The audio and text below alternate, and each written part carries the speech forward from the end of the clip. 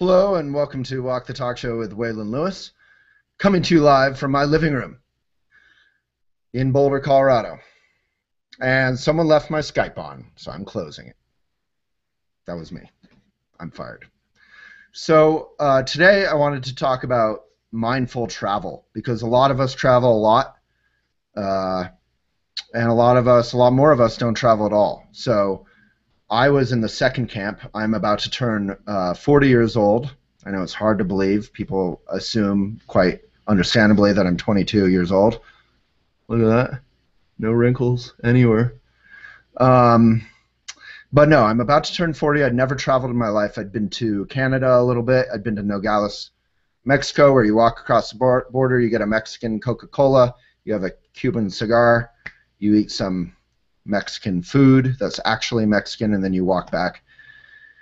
But that was it. So I'd never really had the money to ski or do cool things like that. My mom raised me on her own, and then after college and during college even, I just worked, and I was really ambitious, and I just wanted to make money, and I was horrible at it. So finally I was able to take a little time off, my first 2 weeks off in many years, and I traveled. So I went, partially a lot of it's thanks to my friend Rachel Brathen, Yoga Girl on Instagram.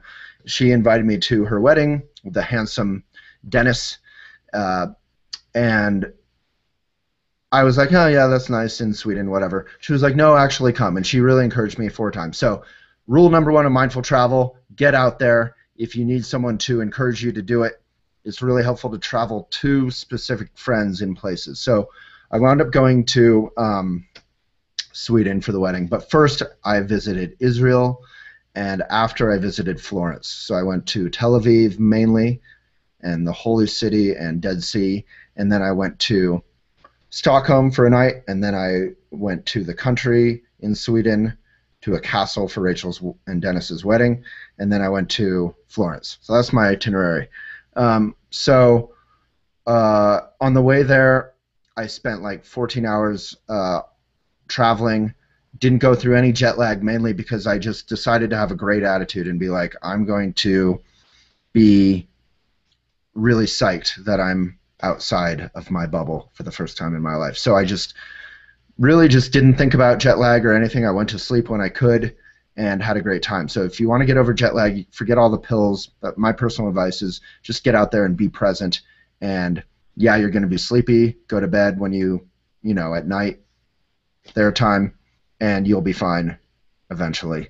I really didn't sleep enough, but I did feel pretty darn good. I was very excited. I was like a kid in the candy store being released into the wild.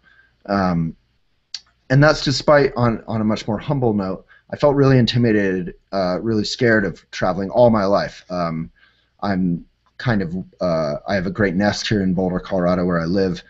Everyone knows me. Everyone likes me, or pretends to, which is enough. And getting out into the world, being lost, not speaking the language, is intimidating. But what I really found is, so here's a lesson. So on my 5th day in Tel Aviv, my good friend Dave Rogers, who is an amazing host, said, okay, you've rocked this, you've done really well, now go get lost, go be humbled, just get lost and find me and my friend for dinner at 8:30. This is the name of the place, don't use your phone to find it. And the experience of getting lost was really that experience of fear that I've had all my life, and I no longer have. And there's no better feeling than walking through a wall of fire, which is what fear generally is. It's just something we've imagined and created and solidified in our mind, and then you reach it and you walk through it, and you're like, oh, it's not that bad. Obviously, there's rational fears like fear of heights. I always say that's not a weird phobia. That's a rational fear. You don't want to fall off a cliff. But fear of traveling or getting out of your own envelope, that's kind of a fun thing to get over, and I got over it thanks to my good friends. I had good friends in each location who hosted me.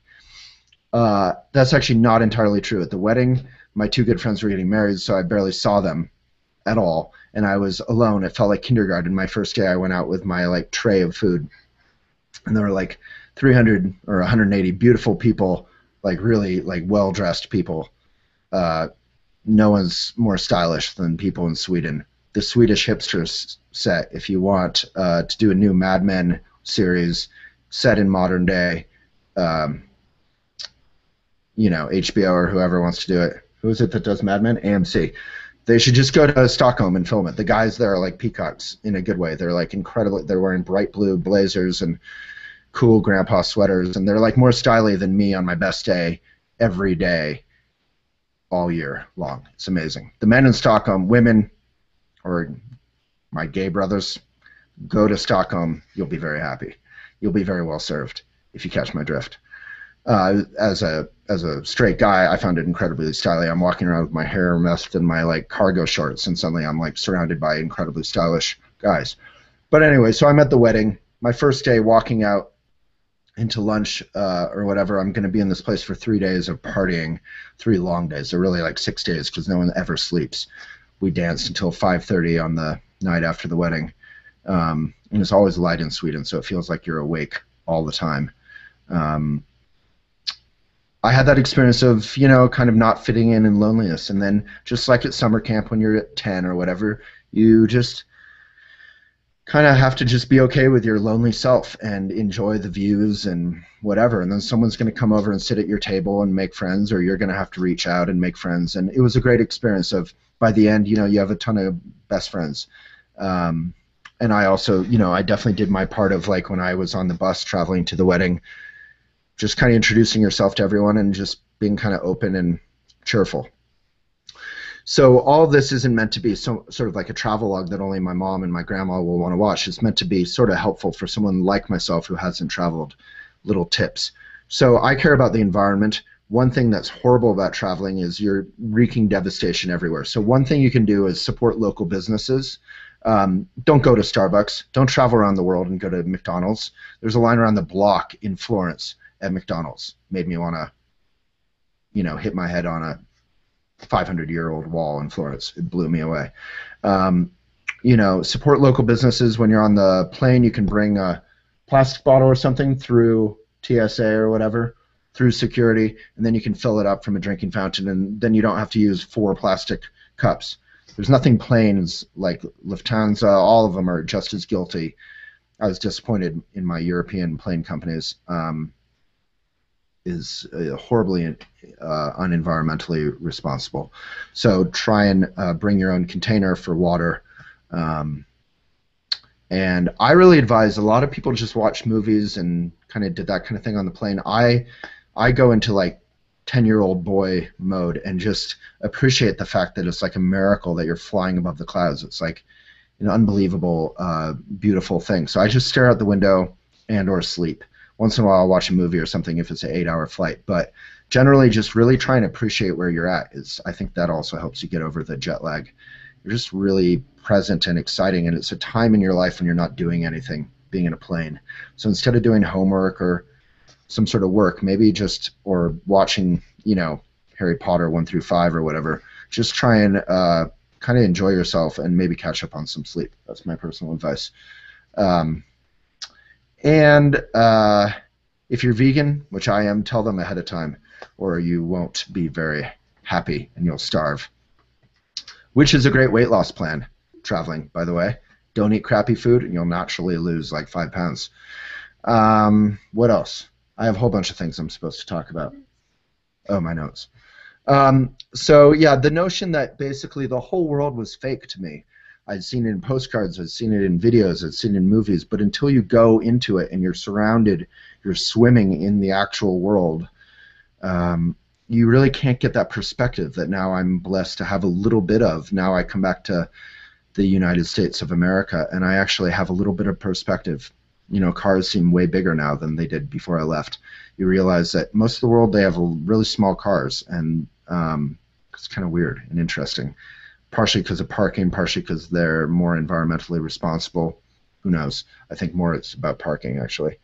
But in Stockholm and in different places, there's much more of a bike culture. Parents would bike around with a kid in the front and a kid in the back seat. None of these extensions and stuff, just these like little bike seats. I love those. We need those more in the U.S. No one had helmets because they have, what do you call them, bike paths and separated bike lanes. So I'd love to see more bicycle infrastructure.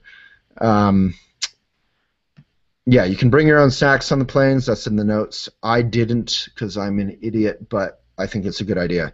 Um,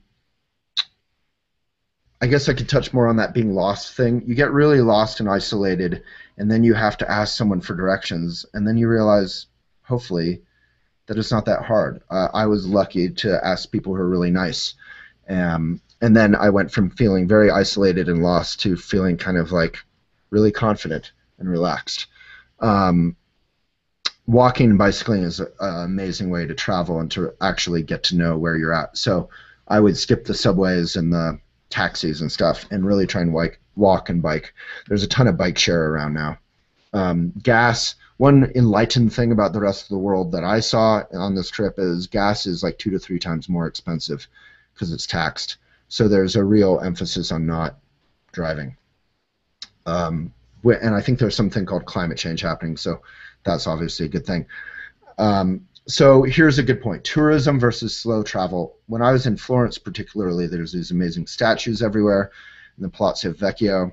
And everyone's running around just like constantly taking selfies and Instagramming and following tours. And I saw that in the Holy City in Jerusalem too. This sort of manic tourism. And I totally understand it. For a lot of these people, it's the only day of their life that they're going to be in Florence or they're going to be in the Holy City in Jerusalem or whatever. But if you have a local friend there, it really helps. They'll help kind of pull you down beneath the waves so that you can actually enjoy slow travel, enjoy real community, and not just the touristy art stuff, which is great. But hopefully maybe it's only half of your trip. If you can meet the local cafe owners and the local artists and the local gallery owners, and you can kind of enjoy a different kind of Stockholm or Florence or Tel Aviv or wherever you're at. Yeah, Louis C.K. has a great video on YouTube about how if Jesus came back, everyone would just like be videoing him and taking photos, and he'd be like, "Oh, I can't talk to anyone." No one, yeah, everyone just is looking through the medium of their phone at everything that is interesting. So just put that phone away, like at least half the time, and experience your own life. So there is this thing called a travel high. I'm super inspired. I want to travel again. I want to go to Japan. I want to go wherever. It's a good reminder, just as with climbing, people get super obsessed with that adrenaline, that sense of danger. It's a good reminder that, through meditation, meditate a little each morning, that you can actually find home wherever you are. Wherever you go, there you are, as the saying goes.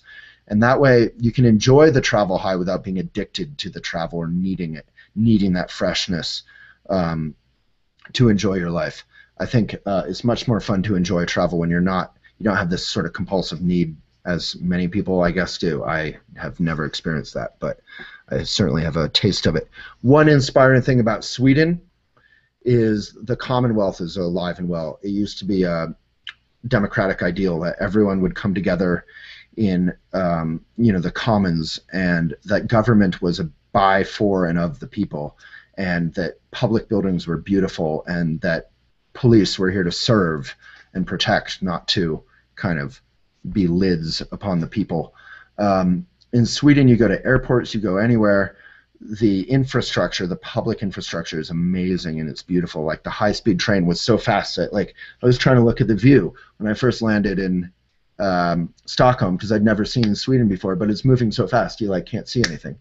And the the shade on the train was straight out of a Dwell magazine DWR fantasy, with a little leather tab, and the seats were gray wool. Everything was beautiful. In America, our bus seats are literally designed to be the color of vomit, so that when people vomit on them, you won't be able to tell the difference. They're blue and orange and red and whatever.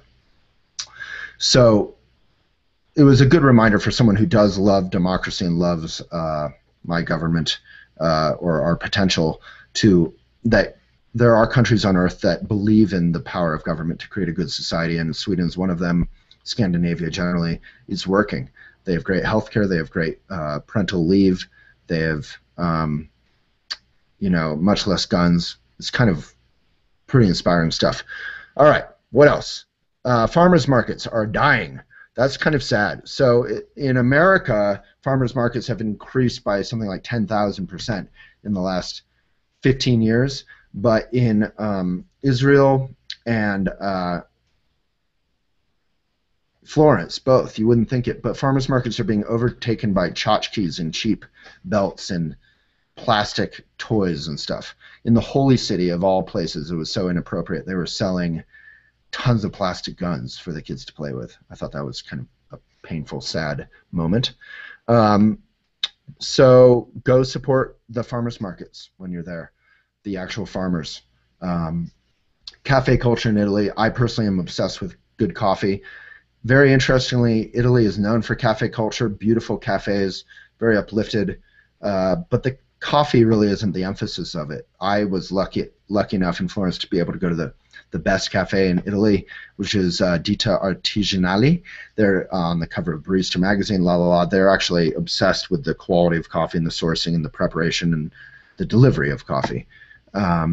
One interesting note, you pay for your coffee after you've enjoyed it, like half an hour later. It's very much slower culture. You don't just go up, pay, la la la, get your thing in your to-go cup and run off and create plastic lid waste and all that.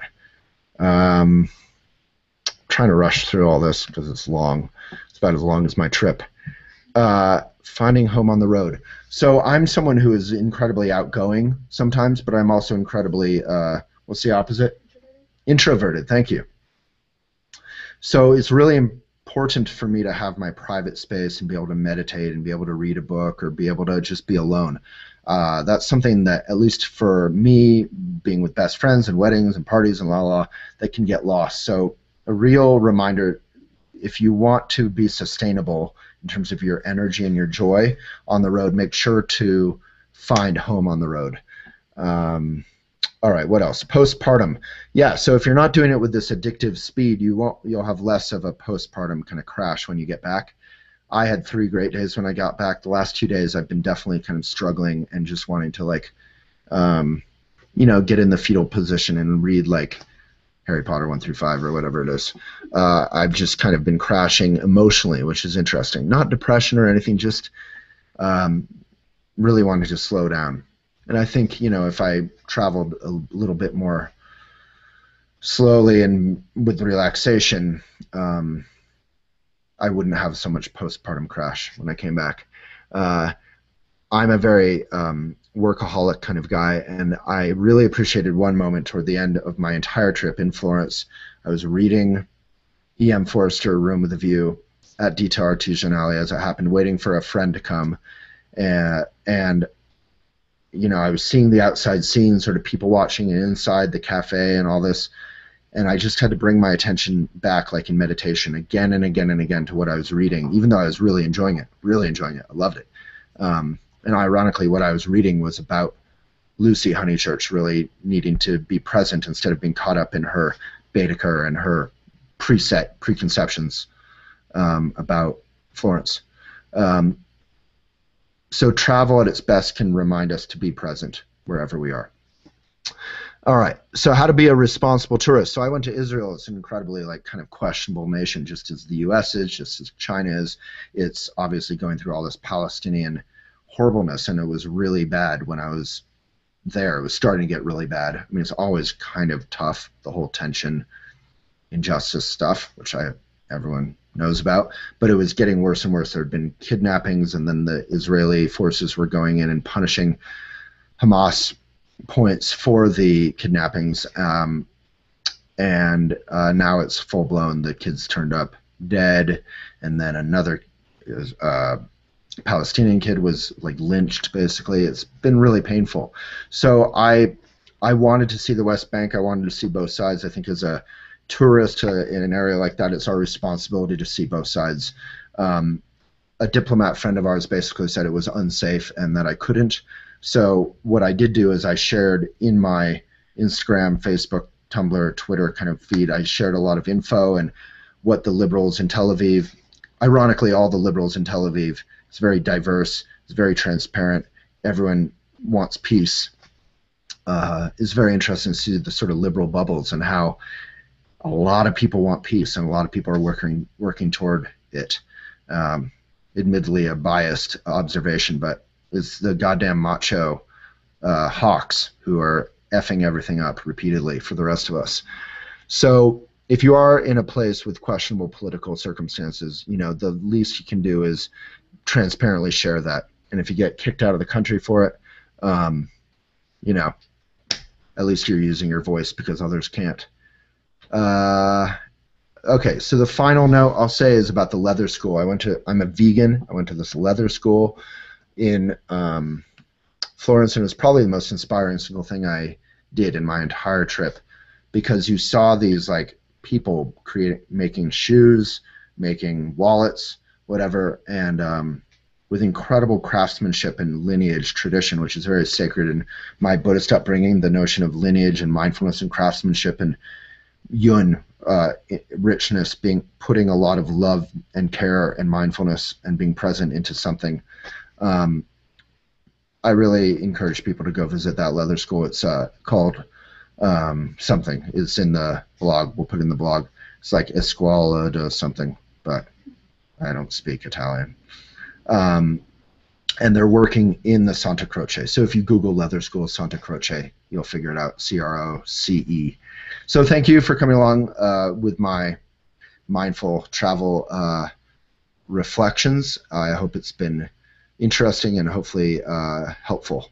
But for myself, it was joyful, and I owe a debt of gratitude to my 3 friends who hosted me in 3 very, very different places. As always, you can find more videos on youtube.com/Waylon H. Lewis. Tons of interviews we've done, as well as some meditation teachings. And you can find us on SoundCloud. Thank you so much. Waylon Lewis.